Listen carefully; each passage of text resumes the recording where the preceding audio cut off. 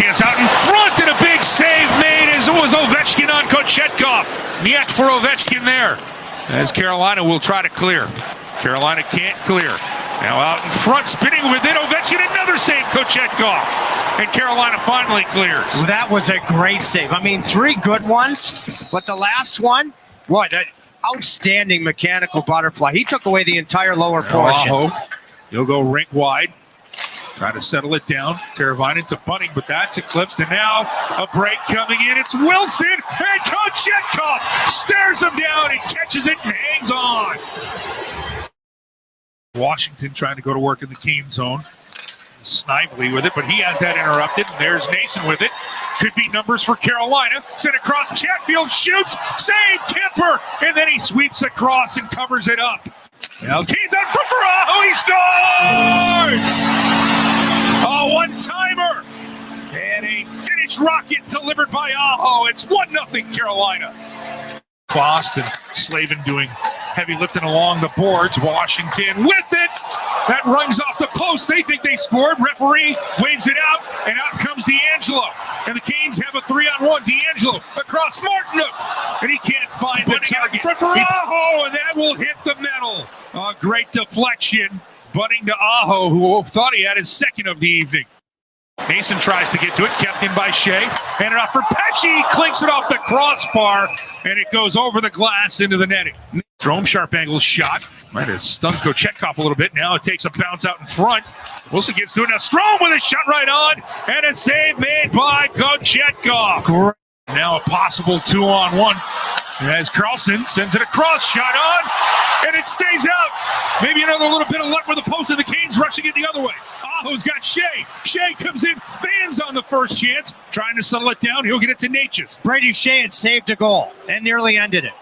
He needs Seth Jarvis to extend this thing. Now for Jarvis, his attempt this year was an 0-for. Let's see if he can get to 500. Coming in on Kemper, and he misses the net. And Washington will get the extra point as they'll win this game 2-1 in the shootout. Welcome to the Canes Corner podcast. I am Adam Gold. Thank you very much for spending some of your post-game evening with me. We're a little earlier than I had anticipated, but hey, we're happy to be here even after a Hurricane shootout loss to the Washington Capitals. They lose it 2-1 officially, 1 goal apiece during the 65 game minutes.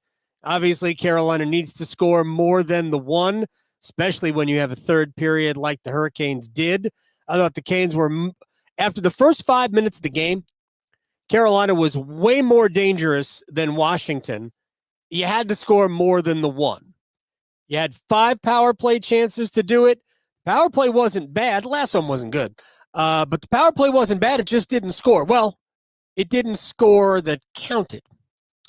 When Steph Nason was ruled for goaltender interference, chalking off the Brady Shea goal. And frankly, it was the right call simply because Nason went into the blue on his own. Even though you can be in the blue paint, you're allowed to be in the blue paint. You can't interfere with the goaltender. And once he went in there, Joel Edmondson did the right thing. I'm just going to shove you right back into my goalie, so anything that happens won't matter. And that's exactly what happened. So Natchez did what Natchez does, bother the goalie. But Joel Edmondson, our old friend, honestly made a very good play. And that play ends up wiping away Brady Shea's goal. Again, Carolina was pretty good on the power play. I guess they were good enough to not score. But, I mean, I didn't think they were bad until the last one wasn't good. Although, in the back half of that truncated power play that went Washington gets a power play, then we go 4-on-4 for about a minute, and then Carolina gets a power play. Each team, actually, the best chances were shorthanded chances. Slavin had a shorthanded chance, and Tom Wilson had a shorthanded chance. I actually thought that was, to me, the best play of the first period was Kochetkov's save on Wilson shorthanded for a number of reasons. One, it's cool to see the kid come through in situations that call to be big. And I'm not talking about physically big, mentally big. And the other part of that was how he approached it. Because if you've watched Kochetkov, and there's a little bit on the goal, by the way, that Washington scored, but if you've watched Kochetkov, when there is a grade A scoring chance, his first instinct seems to be to go down. Unfortunately, that makes him small. On the Tom Wilson shot, Kochetkov stayed on his feet. He didn't go down. He didn't butterfly. So I actually thought that was, I think, a really good sign of things to come. And again, I thought he played very well tonight. And that's good. This is 3 games in a row that Kochetkov has played very well. This Pyotr Kochetkov, you can work with a little bit. Now, I still have my doubts because 3 games in a row does not mean much. And Washington's not a good offensive team. But 3 good signs to me.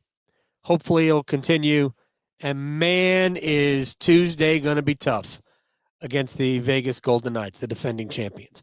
All right, we're brought to you by the Aluminum Company of North Carolina. If it's for the exterior of your home, you can find it at the Aluminum Company of North Carolina. No place like it. Sammy Hanna's crew do a great job. You should check them out online, aluminumcompany.com. Anything for the exterior of your home, windows, siding, everything. You can see it from the outside. Go outside your house, look at it. Do we need to do anything like that? Call the Aluminum Company of North Carolina. All right. We're going to go through the game real quick. There's not a lot of goals to go through, so we don't have to worry about that. But we're going to go through the game, probably spend just a couple of minutes there, and then get to some big picture issues. And I do believe that I will be able to answer just about all of the big pressing questions that you've got. Let's do it real fast. I thought the Canes were better, but really only the third period. I thought the first 2 periods were about even. Washington was its most dangerous in the first 5 minutes of the game. That, to me, is where a bunch of their great scoring chances happened.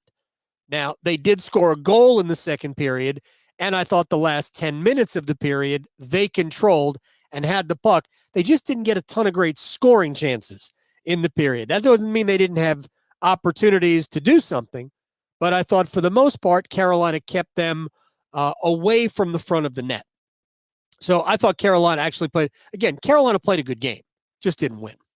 But the first 5 minutes of the game, that's when you heard that kind of flurry. It was Ovechkin, Strome, Ovechkin, it was all in the same shift. Probably the best shift that line had all night long. After that, I thought Stahl, Faust, and Martinook were great. But that particular shift, that was like, whoa, I hope it's not like this the rest of the day. But I thought the Canes were better. Third period was dominant, just didn't get anything out of it. I mean, they should have scored a goal twice. I mean, to be honest, there were more than 2 opportunities to score, but Aho at the post, Pesce at the post. None of those were better than Anthony Manta's post that he hit. Was that in the second period? I don't even understand how that puck didn't go in the net. It hit the upper part of the right post and the underside of the crossbar, just about where they meet, and then deflected diagonally down off the left post. And you see from the overhead view right across the goal line, right? But it didn't cross the goal line, just so it went right post, crossbar, left post. It almost looked like it just rolled around the entire net, right along the iron. So Anthony Mantha gets the hitting of the post of the year for me so far. All right, so Aho gets the goal. The goal was really at the culmination of tons of hard work. The Aho line came on the ice right after the Stahl line had about a 2-minute shift in the offensive end. And while the puck did come out, it goes right back in.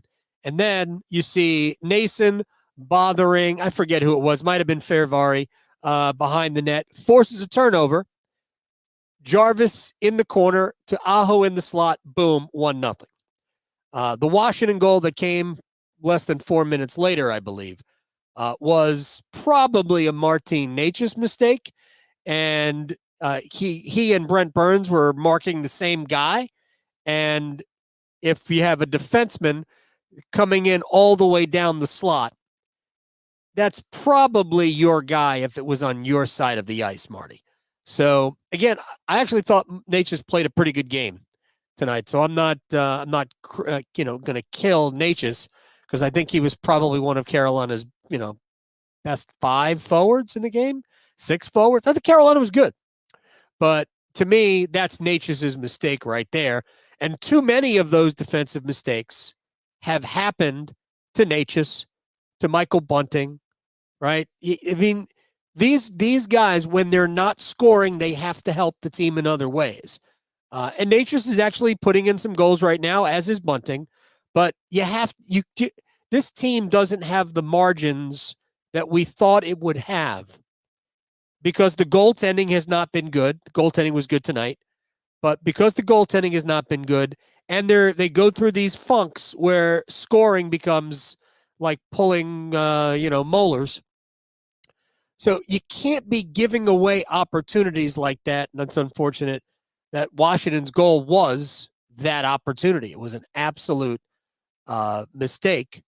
And again, I'm pretty sure by Natchez, he and Burns, forget who they were both guarding, but I mean, we don't need two. We don't need 2 people to check somebody who doesn't have the puck.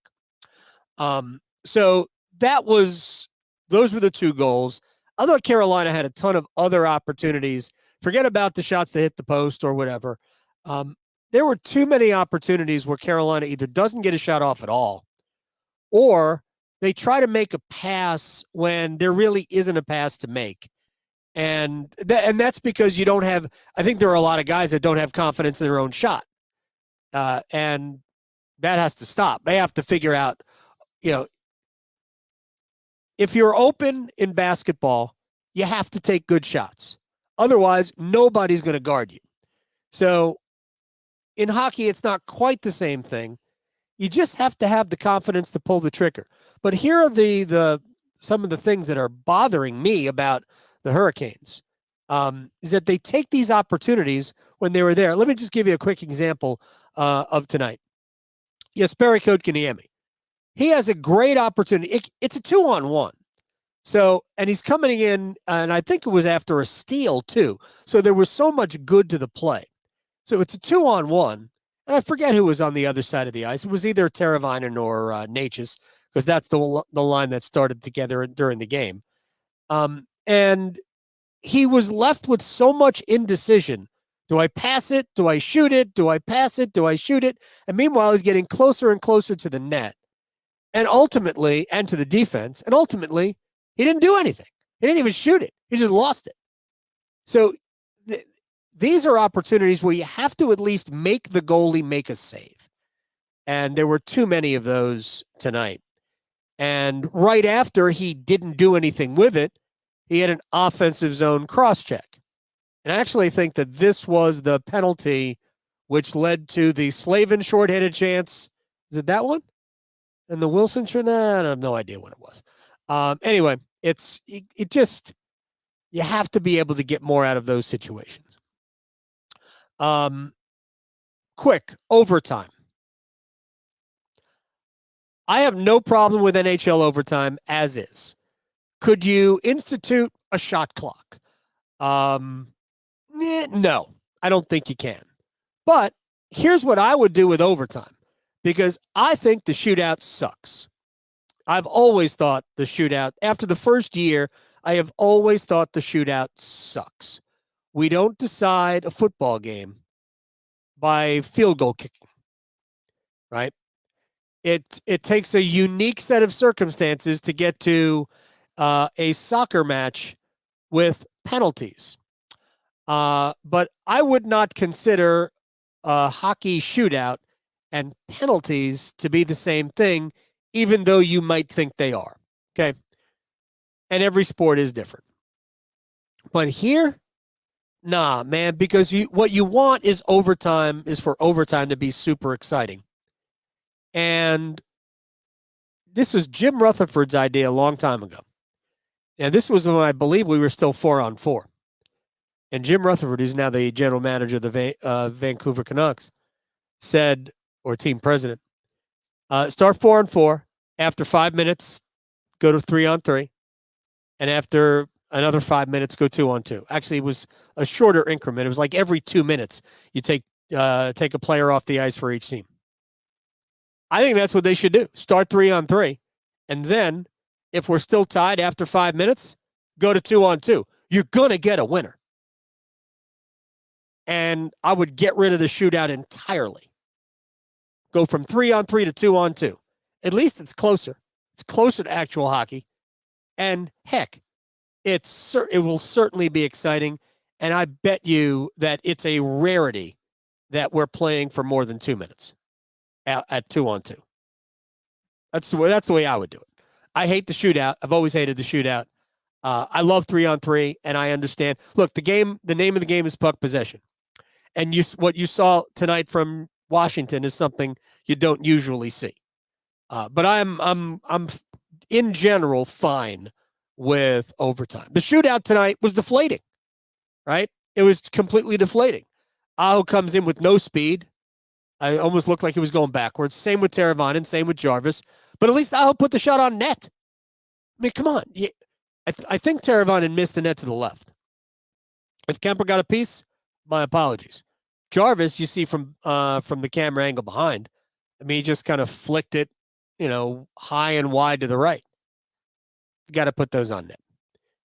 I mean, you just have to. All right. Again, I'll be done with that. Good game.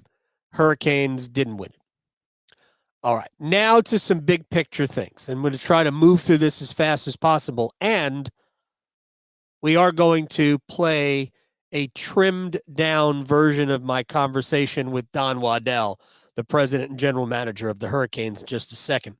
So it runs about 2.5 minutes, but I think it's important to hear, A, the Raanta stuff, and B, the Frederik Andersen stuff. And this, because it will give us some talking points and some thoughts about what to do with the goalies.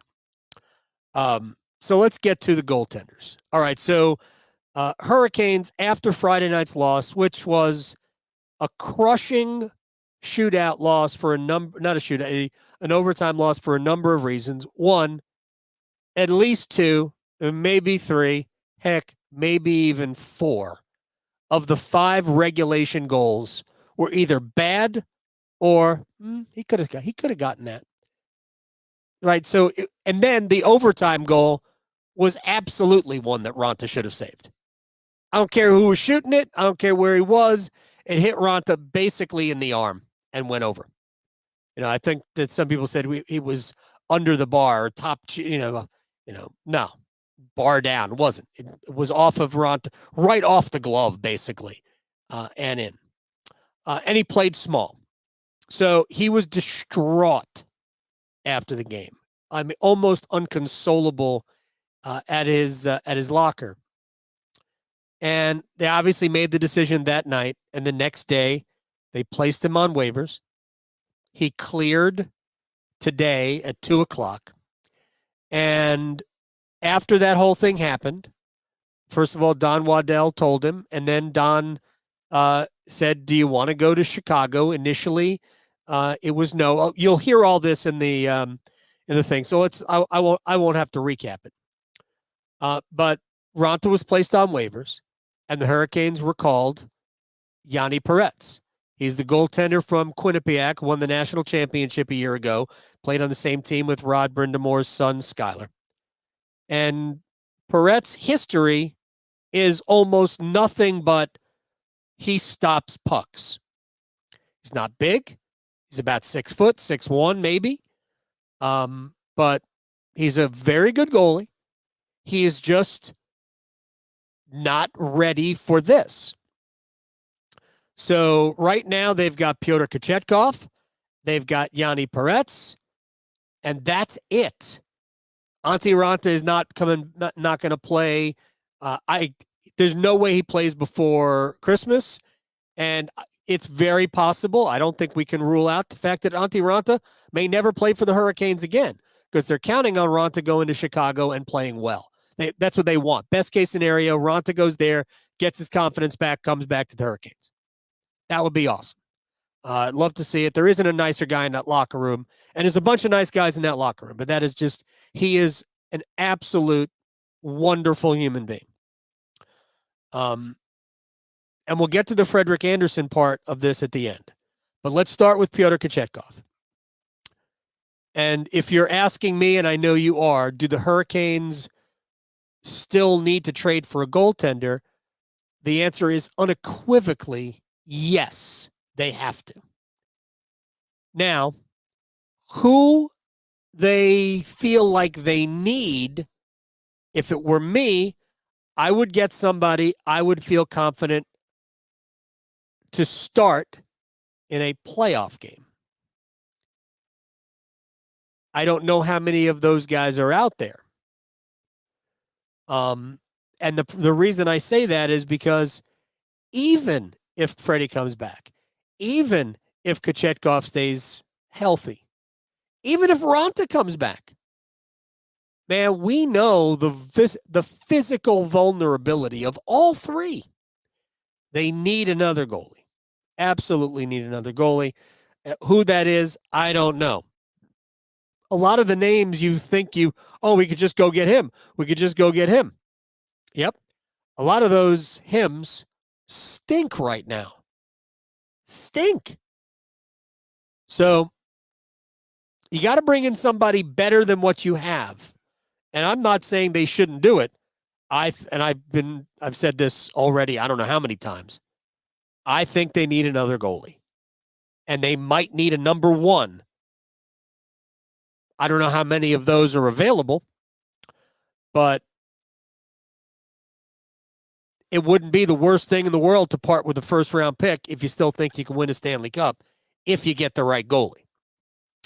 So with all of that, I just don't know where you go, but I think they have to add a goalie.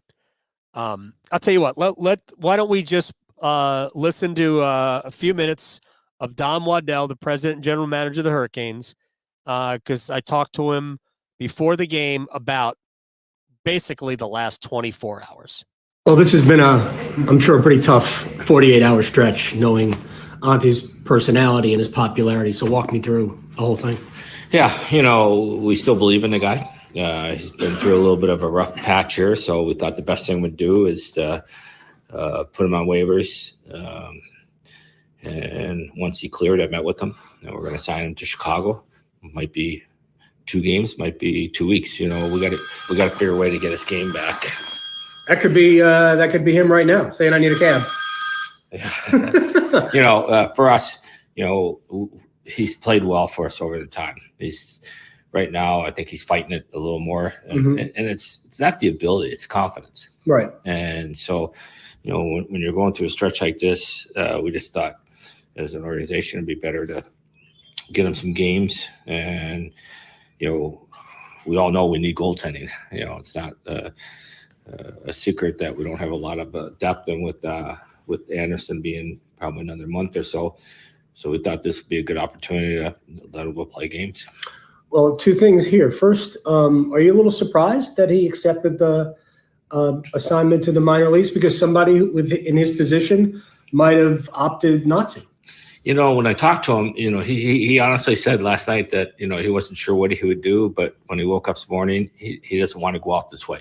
He's a proud athlete. Yeah. Wants to have an opportunity to bounce back.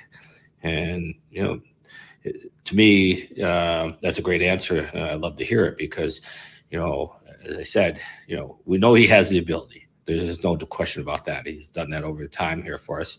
It's just, goalie's a hard position. And, our team hasn't played great in front of them. Mm-hmm. So let's make sure we don't let them off the hook here. But the goalie's last stop, and when things don't go the way you want them to go, that's where the confidence gets shaken. And so I think this is a great way to build back his confidence. All right. The other thing you said there was that you think Freddie is maybe a little bit more than a month away. Where are you in that process? How soon until he gets back on the ice? Well, I think he's going to be on the ice real soon because he's been cleared to start working out full. Oh, wow. Yeah, got cleared this week, so he's been in the gym. There wasn't a rush to get him on the ice because we got to get him back. But he's full go right now as far as conditioning to move forward. So I think over the next week or 10 days, he'll start hitting the ice more. Well, there you go. Over the next week or 10 days, he'll start hitting the ice. So when he said about a month or so, let's just say it's 6 weeks. So we are on the 17th. Do we think there's a possibility of Frederik Andersen returning by February 1? Yeah, I guess there is. Do you have enough to get you to February 1? What happens with Raanta in the minor leagues will determine whether or not you have to add a goalie. I think they need to add a goalie regardless, because again, my faith physically and honestly in terms of play in the 3 is not very high right now. Incidentally, real quick before the game, I'm gonna end up going a little bit longer than I wanted to in this whole podcast, but before the game, when I talked to Rod Brindamore, he did say, this is the first time I had heard anybody with authority mention it, that when you don't have confidence that you're going to get that save, it changes the way you play, which we all believe to be true or logical, but we have been told, because everybody is trying to protect a goalie or a teammate, we've been told that, no, we have total confidence in the goalies. I will say that they have not. And I thought you saw it in the 3rd period in Calgary when Carolina had a 2-0 lead. They weren't playing great anyway. First 2 periods, I thought they played 10 great minutes, and then the 2nd period wasn't good, but they led 2-0. And you could tell in the 3rd period, man, there was no aggression at all. They stopped pushing the puck down the ice. They stopped playing their game, or trying to. And man, Michael Bunting lost, who was it? Rasmus Andersen just completely lost him. He gets an easy backdoor tap in. Then Martin Necas makes a mistake. He's there, top of the crease, but doesn't tie up the scorer. That's a goal. And then the shorthanded goal that was, I forget who scored the shorthanded goal, but the shorthanded goal was an absolute killer, and that was the game winner. It was a bad goal. Kochetkov was in net. Now, Kochetkov's last 3 games have been very good. Different levels of excellent. Ottawa, he was the first star. He was my first star tonight here as well. But that was almost by default. But still, he was very good tonight. I thought he made some really big saves. So this Pyotr Kochetkov, with a decent backup, might be able to get you to February 1. It's a long way away. It's a lot of games. So maybe. But if Antti Raanta can't come back, if Antti can't find his game in Chicago, you're not putting Yanni Peretz on the ice, man. I'll be stunned if Yanni starts a game. So I think Don Waddell will try as best he can to find at least somebody who can be a legitimate backup. And I think by Raanta going to Chicago probably buys him a week. So they'll find out, maybe 2 weeks. They'll find out a couple of games in whether or not Raanta can regain some confidence. And if he can't, you can't wait. You got to figure out a way to get somebody. All right. Right now, Detroit has 3 goalies. I'm not saying that Detroit is that any of the 3 goalies are great, but Detroit's got 3 goalies. Now, 2 of them used to play for Carolina, Alex Lyon and James Reimer. I don't think you can get Ville Husso from him, even though Husso has been, I think, statistically the worst of the 3 goalies. but I think he is one that can be a starter. I remember Dan Vladar in Boston, who I liked, and he is not having a good season in Calgary. But none of their goalies are having good seasons in Calgary. But they're not to the point where Carolina has been in terms of save percentage and goals saved above average. But man, the last 3 games, Pyotr Kochetkov has looked like he's starting to turn it around. And that would be good if he did. So the answer to your question is, do I think the Hurricanes need another goalie? I say yes, because I don't think they really want to put Yanni Peretz on the ice. All right. Guys that need to start playing better. Brent Burns, 13 games without a goal. Nope. I really thought we were going to see Brent take another step offensively this year. And a really good offensive season last year.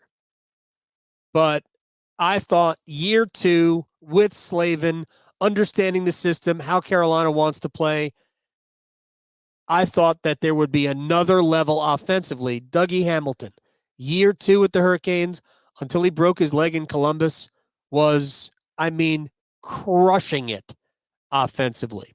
Now, if you remember, that was the year we ended up in bubble hockey. That was the year that the pandemic shut everything down. But his injury happened, I believe, was early February, or sometime in February, it was before the trade deadline, in Columbus. And Brett Pesce got hurt before then in the David Ayers game. So the Hurricanes ended up going out and getting Brady Shea. We all remember that, and they traded for Vincent Trocheck at about the same time. But anyway, Hamilton had such a good year offensively until the injury that I was counting on Brent Burns taking his offensive game to another level. Now, Brent's not a great defender anyway. So, he's not a bad defender, but it's certainly not a strength. And I think that's basically been the same. Is he slightly worse defensively than he was last year? Maybe. But the real glaring miss is he's got 13 points. We played 31 games. He's on pace for like a 35-point season.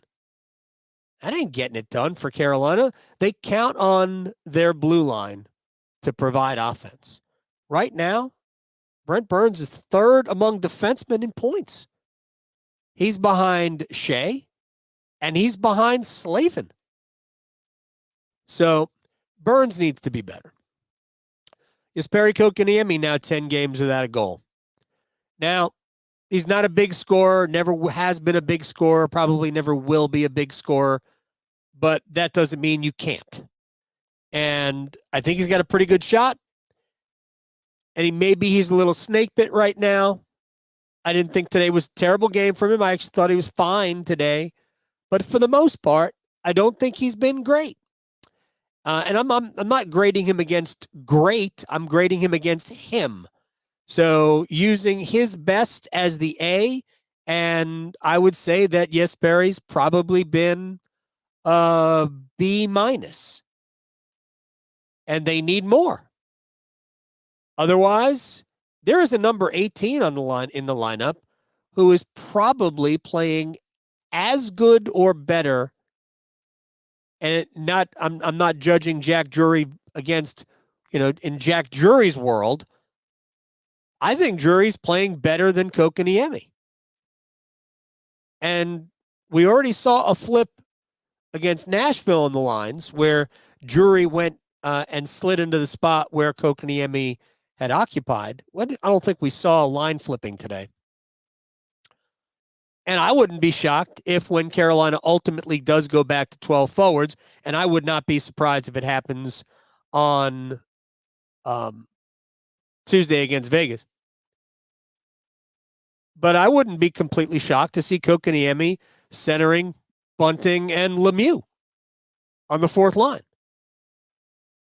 By the way, 11-7 hasn't been a real problem for Carolina of late. It was at the beginning of the year. I thought Rod hated 11-7. I don't think he's hated 11-7 lately. And again, Tony has played fairly well. I don't think Tony's played poorly at all. I think Tony's played pretty well. And he does make the power play better for what it's worth, whether you like him or not. Teuvo Teravainen, no goals in 8. I didn't think Teuvo was great tonight at all, but he had his moments, but I didn't think he was awesome. As a matter of fact, I thought the best player on that line was probably Natchez. I know it's been asked several times, do they have to, is it time to trade Natchez? Well, probably. I mean, here's the thing. I don't think there's a lot to unpack with Natchez. I don't think he's going to get another contract. Certainly not one that is commensurate with his talent level. But of course, his next contract will probably be tied mostly to what he produces this year. Remember last year, for 3/4 of the season, he was awesome. Legit awesome. The last quarter of the season, which does coincide with the Andrei Svechnikov injury, Natchez was unawesome. And in the playoffs, apart from one game, he was non-existent. So Natchez either plays better or, yes, Carolina will likely move him. And it's a good chip to have in a trade.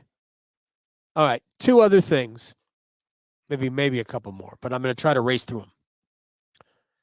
We also need Sebastian Aho to be consistently good. Oh, I'm sorry, consistently great. You signed a big contract in the offseason. You're Carolina's best forward. You're Carolina's most dangerous offensive player. You cannot be great every 3rd game. And that's essentially what Sebastian has been. He's rarely bad. He's almost always good. But you have to be great more than once a week. And that's basically what we have looked at with Aho. The numbers will tell you, oh my, he's the same. Yeah, I don't think so. I mean, he's not terrible. Again, you just have to be great. Look, I don't want to compare him to, Nathan McKinnon or McDavid or any of the, I don't want to compare him to those guys because he's not that. They're 2 different levels of star. Sebastian Aho is an all-star. Those other guys are bona fide superstars. So Seabass is not that. But you can still be game in, game out, noticeable. And there are too many nights where he's not. So they need more from him. All right. Keep this in mind. As I made some notes here, keep this in mind. The Hurricanes are 16-12-3. 16 wins, 12 losses, 3 overtime losses. What that equals 35 points in 31 games. It ain't awesome. But if I had told you that you would play 31 games already this year and you would have 1 goal from Andrei Svechnikov, you'd probably go, that ain't bad. Andrei checks a lot of boxes for Carolina. On top of the fact that when he does get his goal-scoring groove, he is a bushel of goals in a short period of time. I think there was a time last year, I think he had 8 goals in 8 games. I think it was the first 8 games. So, again, they're not getting anything out of number 37 because he's not available. Hopefully he'll come back soon. I think he skated today after the morning skate. So who knows how long it's going to take, but they need Andrei Svechnikov to be as good as they want to be. There's no doubt about that. All right. There was some slander on the Jordan Staal line. I'm just going to point. This is a couple of facts out to you, and I guess we're going to close it from here.